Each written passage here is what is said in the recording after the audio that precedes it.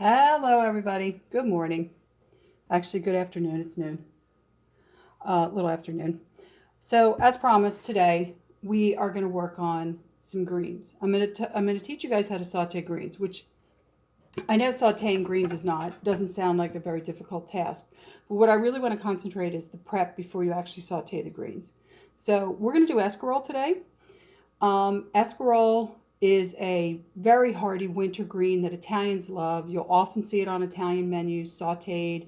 You'll also see chicken escarole soup, big Italian flavor, um, and just really popular. So today, even though we're working with escarole, the tips I'm going to give you can work with any of your leafy greens. So kale, Swiss chard.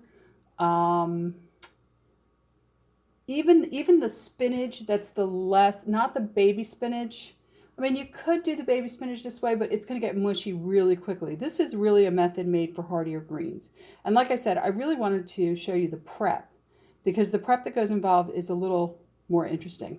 So right here I have this basin full of cold water and my escaroles in it. I only cut off the bottom and that was it. Just cracked it open once I cut off the bottom, put it in this cold water.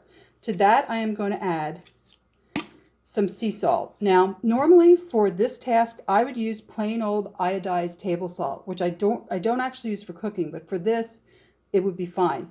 I'm going to add salt to this water, and the reason I'm adding salt is because if there are any critters that are still attached to this escarole, when they're in the cold, salty water, they disattach themselves from the escarole.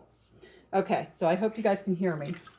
So the next thing we're going to do after I give these a good wash through here, and if you get something that is particularly wormy, especially if you're a home gardener and you know you've had a little bit of bug infestation, you can actually let these sit for a little bit because as long as the water is cold, it's not going to wilt your greens.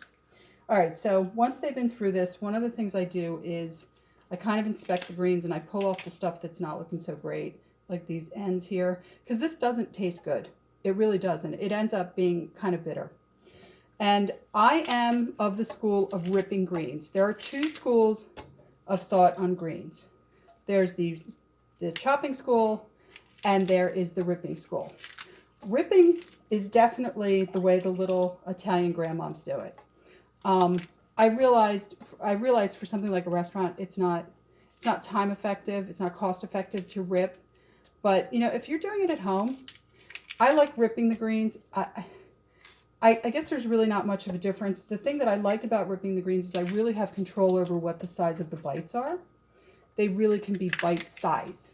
So, because I'm ripping them and not chopping them. So I'm just going to continue to do these. I'm going to hit pause for a minute because you guys don't need to watch me ripping all these greens and then I'll come right back.